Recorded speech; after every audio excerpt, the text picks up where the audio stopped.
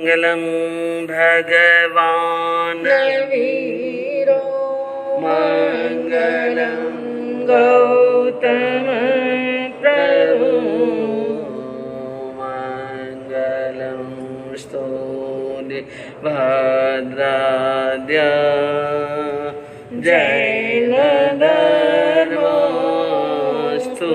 मंगलम् अज्ञानं तिमिरान्धस्य ज्ञानाञ्जनशलाकया चक्षुरुन्मीलितं येन तस्मै श्रीगुरुवे नमः। सत्येषु मैत्री गणेशो प्रमोदं क्लेशेषु जीवेषु कृपा परत्वम् माद्यस्तवावं विपरीतवृत्तं सदा ममात्मा विदधातु देव सदा ममात्मा विदधातु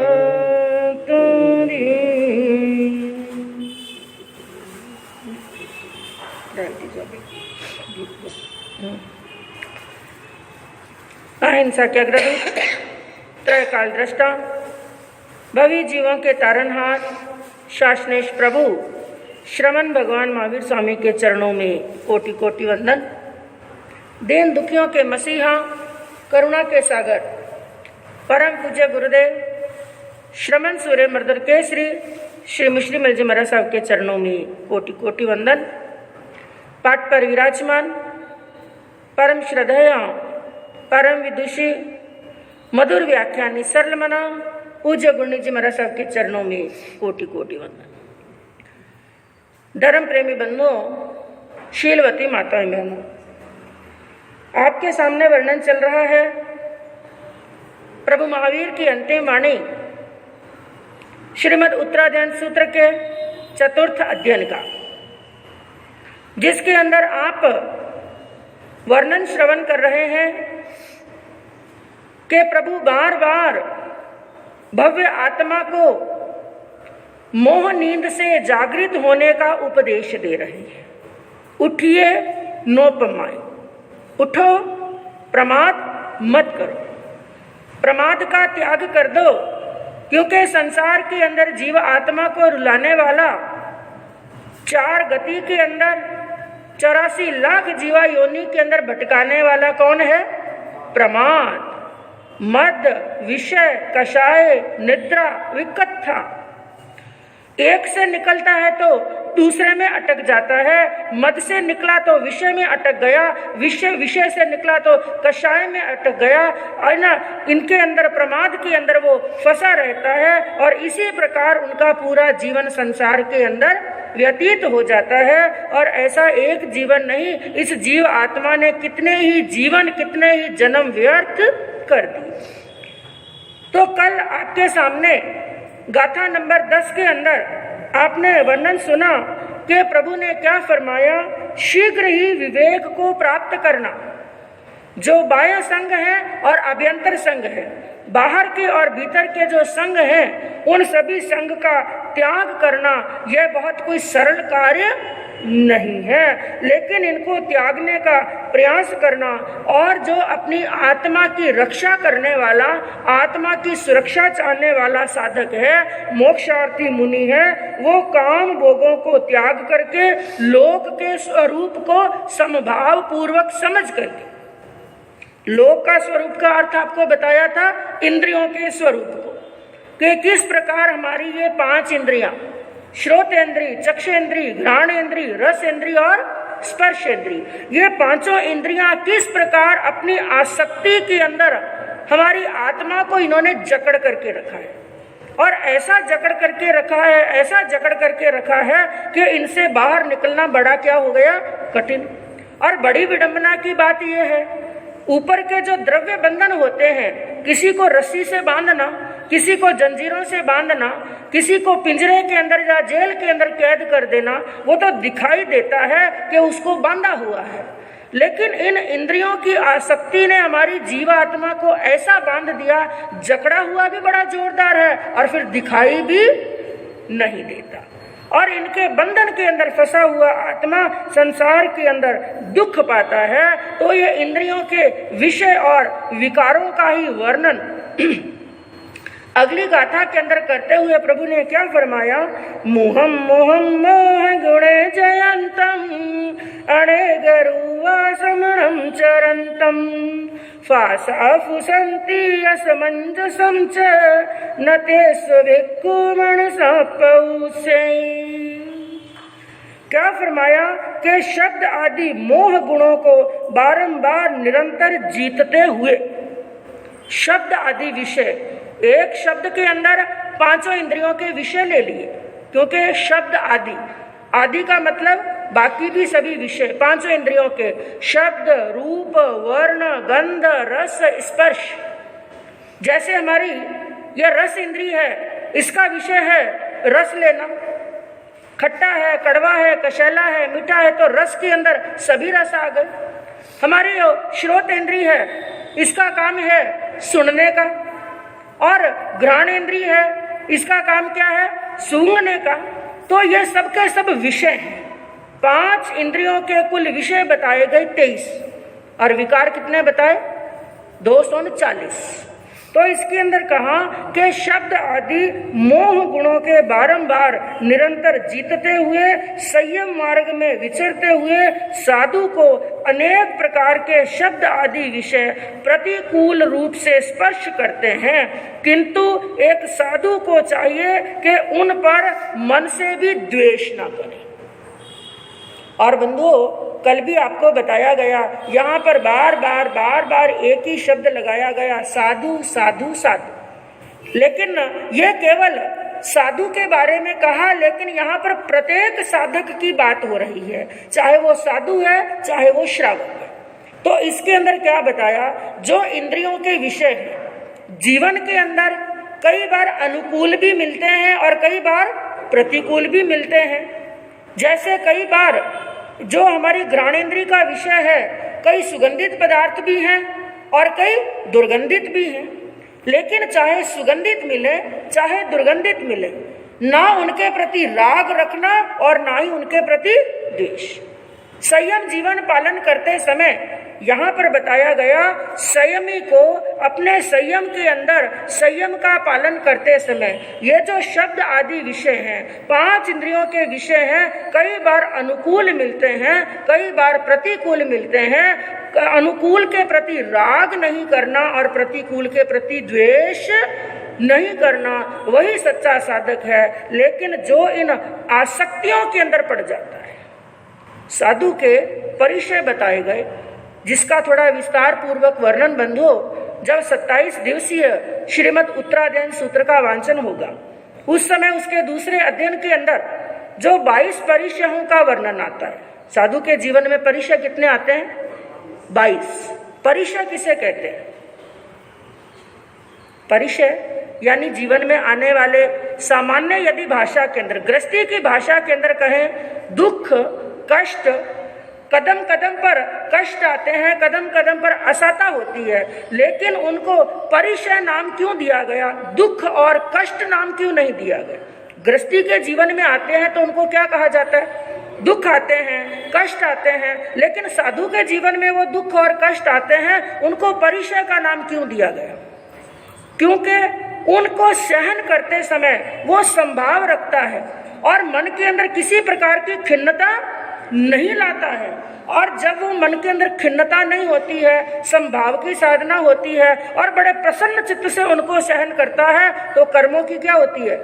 निर्जरा। और निर्जरा भी बड़ी शीघ्र होती है, बड़ी शीघ्र होती है, और चाह करके उन कर्मों की निर्जरा करते हैं। तो साधु के जीवन के अंदर 22 परिचय बताए गए, लेकिन 22 परिचयों में से कुछ प्रतिकूल परिचय होते हैं, कुछ अनुकूल होते हैं। इसका भी विवेचन आपको बताया जाएगा। प्रतिकूल परिचय जैसे भूख है, प्यास है, सर्दी है, गर्मी है। विहार करते समय रास्ते के अंदर कई प्रकार के कष्ट आते हैं और भिक्षा लेने के लिए जाते हैं, याचना करने के लिए जाते हैं, उस समय भी कई प्रकार के परीक्षाओं का सामना करना पड़ता है। और तृण स्पर्श है और पसीना है, एक नहीं कई प्रकार के प्रतिकूल परिचय हैं। लेकिन कुछ परिचय उसके जीवन में अनुकूल भी आते हैं। अनुकूल परिचय जैसे लाभ परिचय, ज्ञान परिचय, सत्कार और सम्मान परिचय, स्त्री परिचय। इनका अर्थ क्या है? इनको अनुकूल परिचय क्यों कहा जाता है? और एक बात, एक तरफ है प्रतिकूल परिचय, एक तरफ है अनुकूल परिचय, लेकिन इन दोनों में से किनको जीतना ज्यादा कठिन होता है, अनुकूल को कि प्रतिकूल? प्रतिकूल को नहीं, अनुकूल को ज्यादा कठिन। देखने में क्या लगता है कि प्रतिकूल, लेकिन यहाँ पर भगवान ने क्या फरमाया, प्रतिकूल की बजाय भी ज्यादा कठिन होता है अनुकूल परिचय को जीतना। जैसे मान लो अब लाभ परिचय है, लाभ को भी परिचय क्यों बताया? और प्रज्ञा को, यानी ऐसे प्रज्ञा यानी बुद्धि, ज्ञान, कई ऐसे साधु हैं जिनकी प्रज्ञा बड़ी जोरदार है और थोड़ा सा उन्होंने सीखा, थोड़ा सा पुरुषार्थ किया, खूब सारा ज्ञान सीख लिया, प्रज्ञा बड़ी जोरदार है, लेकिन इसको परिचय क्यों बताया? क्योंकि क्या होता है, जैसे उनकी प्रज्ञा बड़ी जोरदार है, ज्ञान बड़ी तीव्रता से बड़ी जल्दी उनको चढ़ जाता है, लेकिन ज्ञान तो चढ़ता है जो चढ़ता है, साथ में कौन सा नशा चढ़ जाता है? अहंकार का।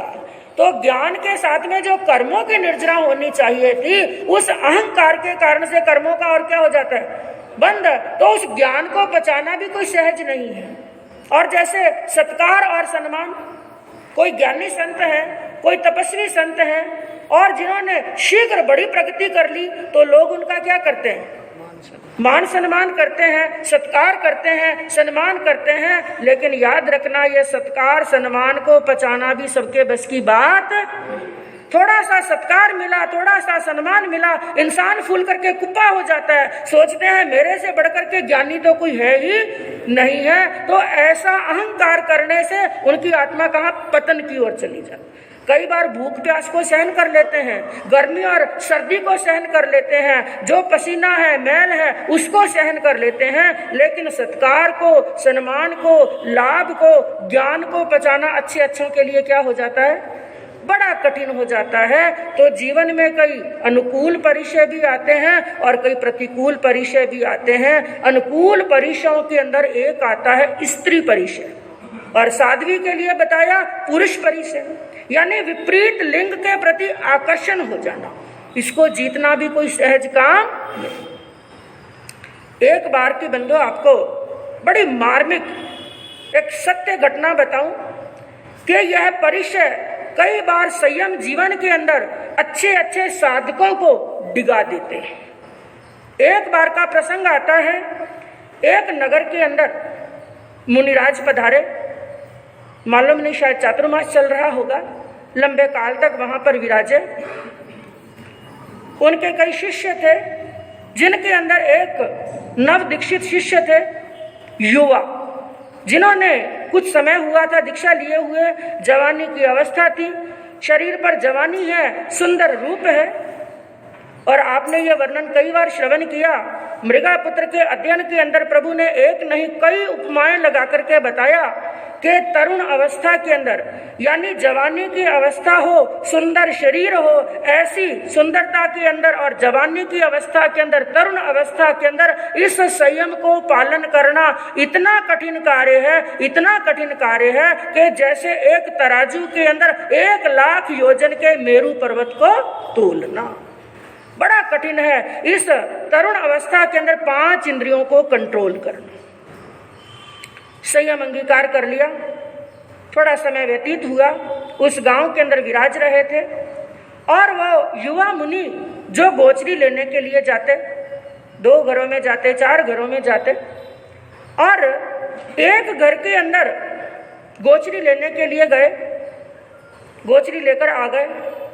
अगले दिन फिर गोचरी जाने का समय हुआ, फिर उसी घर में गोचरी के लिए गए। आ गए, वो बहन ने गोचरी बहरा दी। तीसरा दिन फिर हुआ, बाकी घरों में तो गए लेकिन फिर उसी घर में गए। और साधु संतों के गोचरी का कई प्रकार के नियम होते हैं, जिसके अंदर बताया गया आज जिस घर में गोचरी गए कल वापस उस घर में गोचरी नहीं जाना। और कई कई संप्रदायों में नियम है, सुबह गोचरी गए तो दिन में नहीं जाना, पूरा दिन ही नहीं जाना।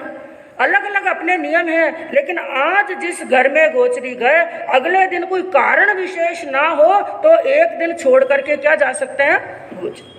लेकिन क्या देखा, उस घर के अंदर जो बहुरानी, जो बहन गोचरी बहराती थी, बड़ा भाव था, बड़ी विदुषी थी, बड़ी समझदार थी वो सुश्राविका। उसने देखा 6-7 दिन हो गए और मैं देख रही हूँ मुनि के पात्र के अंदर गोचरी भी फुल होती है। ऐसी बात नहीं है कि ऐसी बात नहीं कि हो सकता है कई घरों में असुस्था हो गया हो, भोजन तैयार ना हो या बहराने वाले असुस्थे हों, ऐसा भी कोई कारण मुझे दिखाई नहीं दे रहा।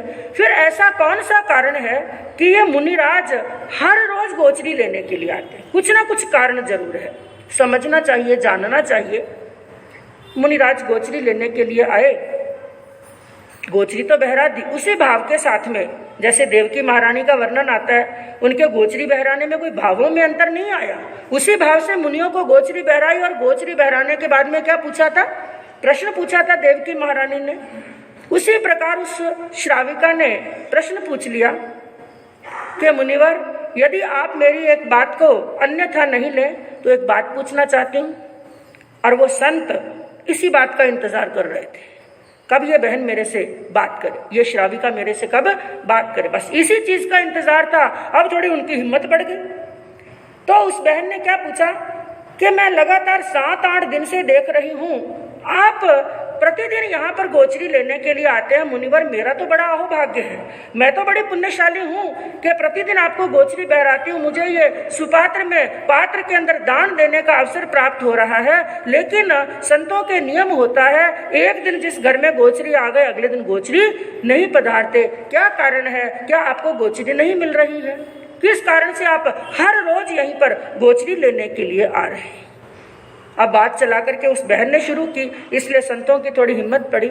उन्होंने कहा, तुम्हारी बात सत्य है, मुझे हर रोज गोचरी यहाँ पर लेने के लिए नहीं आना चाहिए, लेकिन यहाँ पर आपके घर के अंदर मुझे कोई चीज बार बार आकर्षित करती है। क्या कहा? आपके घर के अंदर मुझे कोई चीज बार बार आकर्षित करती है, इसलिए उसी आकर्षण की वजह से मैं यहाँ पर खिंचा हुआ चला आता हूँ। बहन हैरान, ऐसी कौन सी चीज है जो मेरे घर के अंदर आपको आकर्षण करती है? अब थोड़ी और हिम्मत बटोरी, अभी हिम्मत नहीं हो रही थी लेकिन हिम्मत बटोरने लगे। क्योंकि बंधु, ये जो वेश है ना, कई बार भाइयों को कहते हैं कि आप अपनी वेशभूषा के अंदर जो सामायिक के उपकरण हैं उस वेशभूषा के अंदर आप सामायिक करो। तो कईयों का उत्तर ये होता है, अरे सामायिक के भाव तो मन में होते हैं। कई क्या कहते हैं, सामायिक के कई क्या केवल वेश में ही है। अरे वेश के अंदर बड़ा प्रभाव है। मैं कहूँ चौराहे के ऊपर एक पुलिस वाला खड़ा है, लेकिन अपनी यूनिफॉर्म के अंदर नहीं है, सामान्य वस्त्रों के अंदर है, अपनी ड्यूटी पर है, पुलिस वाला है, चौराहे पर खड़ा है, सादे वस्त्रों के अंदर है और आपने हेलमेट पहना हुआ नहीं है। आपको डर लगेगा क्या? नहीं लगेगा। और उसी स्थान पर वो पुलिस वाला अपनी यूनिफॉर्म के अंदर चौराहे पर खड़ा है और आपने हेलमेट पहना हुआ नहीं है। अब गाड़ी कैसे चलाएंगे? गाड़ी आगे जाएगी क्या? नहीं, वहीं से यू टर्न, सामने खड़ा है, खतरनाक। यह प्रभाव किसका है? यूनिफॉर्म का। इसी प्रकार इन वस्त्रों का बड़ा प्रभाव पड़ता है। जब अपने वस्त्रों के अंदर होते हैं, अपनी वेशभूषा के अंदर होते हैं, वो भी साधु, क्योंकि एक साधु जब अपनी वेशभूषा के अंदर होता है, क्योंकि बंधु ये मन है, ये कभी भी चंचल हो सकता है, किसी का भी चंचल हो सकता है। और आज की बात नहीं है, हम पंचम आर्य की बात नहीं कर रहे हैं, चौथे आर्य के अंदर जिन आत्माओं को उसी भव के अंदर मोक्ष में जाना था, उसी भव के अंदर जिनको मोक्ष में जाना था, जो चर्म शरीरी जीव थे, इन इंद्रियों की आसक्ति ने तो ऐसे ऐसे बड़े बड़े संतों को भी डिगा दिया। जैसे एक वर्णन आता है नंदी सेन जी का। किनका वर्णन आता है? समय आएगा तो उनका भी वर्णन बताएंगे। श्रेणिक महाराज के पुत्र हुए नंदी सेन जी, उसी भव के अंदर मोक्ष में जाना है, लेकिन उन्होंने भी किसी वैश्या को देखा, आकर्षित हो गए और डिग गए, छोड़ दिया साधुपन। अर्नक मुनि का वर्णन आता है और वर्णन आता है मेघ कुमार जी का।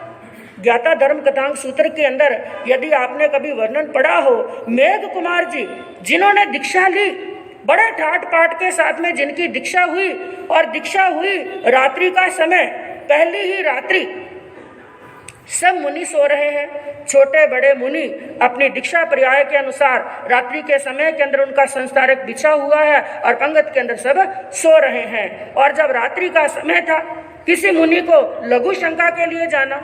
अब इतने सारे मुनि, भगवान के तो इतने सारे शिष्य हैं, एक दो तो है नहीं, हजारों शिष्य हैं। अब एक लघु शंका के लिए जाते हैं, वापिस आते हैं, दूसरे जाते हैं, वापिस आते हैं, तीसरे जाते हैं, पूरी रात यही क्रम चलता रहा। और वो संत जाते हैं और जाने से मेघ कुमार भी, अब कोई राजा तो रहे नहीं, कोई राजकुमार तो रहे नहीं, वो भी क्या बन गए, मुनि बन गए, सबके लिए एक जैसे हैं और दीक्षा में सबसे छोटे हैं। तो रास्ते के अंदर वो भी अपने स्थान पर सो रहे थे, लेकिन अंधारा होने के कारण से कभी कभी आने जाने वाले मुनियों के पांव से क्या लग जाती, थोड़ी ठोकर भी लग जाती और धूल मिट्टी भी उड़ जाता। पूरी रात मेघ कुमार को नींद नहीं आई। विचार करने लगे, अरे ये वही संत है जब मैं पहले यहाँ पर आता था, पहले जब मैं भगवान की सभा के अंदर, भगवान के समोशरण के अंदर भगवान की चरण वंदना करने के लिए आता था, सभी मुनि मेरा बड़ा सत्कार सम्मान करते थे। और आज मैंने दीक्षा ले ली, मेरा सारा सत्कार सम्मान किसमें, धूल में मिल गया। पूरी रात मुझे ठोकरे मारते रहे, पूरी रात मेरे पर धूल उड़ती रही। अरे ये संयम मेरे से पालन होने वाला नहीं। कब सुबह का सूर्य उदय हो और कब मैं भगवान की शरण में जाऊं और भगवान का ओगा पात्रा भगवान को संभला करके कहां पर चला जाऊं, घर पर चला जाऊं, मेरा रास्ता देखूं, मैं तो वहीं पर ठीक हूं। ऐसी भाव तंद्रा चल रही है और भगवान सारी बात जान रहे हैं। और जब मेघ कुमार सुबह वहां पर आए भगवान की वंदना करने के लिए, भगवान को ओगा पात्रा संभलाने के लिए, लेकिन बंधु ये दृष्टांत बड़ा लंबा है। भगवान ने उनके पिछले कई भवों का वर्णन किया। हे मेघ कुमार, बस इतनी सी आसाता से घबरा गए? अरे तुमने हाथी के भव के अंदर एक खरगोश की दया पाली, 3 दिन तक, 3 दिन 3 रात्रि एक खरगोश की दया पाली, और रक्षा करने के लिए तुम अपने 3 पांव पर खड़े रहे और एक पांव क्या रखा था, ऊंचा। और जब तूने वो वापिस 3 दिन के बाद में पांव नीचा रखा, इतनी वेदना हुई कि तुम्हारे क्या निकल गए थे, प्राण भी निकल। त्रियंच के भव के अंदर तुमने इतना कुछ सहन कर लिया, अब तो तुम कौन सी गति में हो, मनुष्य गति के अंदर। मनुष्य गति में भी क्षत्रिय के घर में तुमने जन्म लिया है, और क्षत्रिय के घर में जन्म लेने के बाद में भी मार्ग कौन सा अपना लिया, इतना कठिन मार्ग, संयम का मार्ग अपना लिया, और इतने से परिचय से घबरा गए। और भगवान ने ऐसा उपदेश दिया कि मेघ कुमार की आंख खुल गई, और उसी दिन से ऐसे एक अभिग्रह धारण कर लिया, एक प्रण कर लिया, हे भगवान, केवल अपनी आंखों को छोड़ करके, किसको, क्योंकि वो भी इरिया समिति का पालन करना, जीवों की रक्षा करना, केवल अपनी इन आंखों को छोड़ करके पूरा अपना एड़ी से चोटी तक ये शरीर सभी मुनियों की सेवा के लिए, जिन शासन की सेवा के लिए समर्पित करता हूँ। तो डिग भी जाते थे लेकिन वापिस जाग भी जाते थे। तो अब संत की थोड़ी हिम्मत पड़ी, क्योंकि ये बहन चला करके मेरे से पूछ रही है, ऐसी कौन सी चीज आपको आकर्षित कर रही है। थोड़ी और हिम्मत, हाथ पग तो धूज रहे हैं लेकिन और हिम्मत बटोरी। हिम्मत बटोरने करके कहा, यदि आप मेरे से पूछ ही रही हैं तो मैं मेरे मन का सत्य बता रहा हूँ, आपकी आंखें बड़ी सुंदर है। क्या बात कही, आंखें बड़ी सुंदर है। इन सुंदर आंखों के कारण से आपका सौंदर्य कई गुना बढ़ जाता है। आपके चेहरे को, आपकी आंखों को देखने के लिए बार बार मैं आपके घर पर आता हूँ। ऐसी बात कोई सामान्य श्रावक श्राविका सुने कि इनका मन चंचल हो रहा है, तो सामान्य श्रावक श्राविका क्या करेंगे, ईमानदारी से बताना। किसी संतों के बारे में ऐसा सुने कि उनका मन क्या हो रहा है, चंचल, तो ये बातें कहाँ पर फैलाएंगे, बाहर चौराहे पर, पूरे संघ और समाज के अंदर, दुनिया के अंदर फैला देंगे। लेकिन ध्यान देता, पूरी मीटिंगें करेंगे। ये कोई साधु है क्या, इनका मन इनके वश में नहीं है, इनकी इंद्रियां इनके वश में नहीं है, ये केवल वेशधारी है, ये तो ढोंगी है, ये तो शिथिलाचारी है।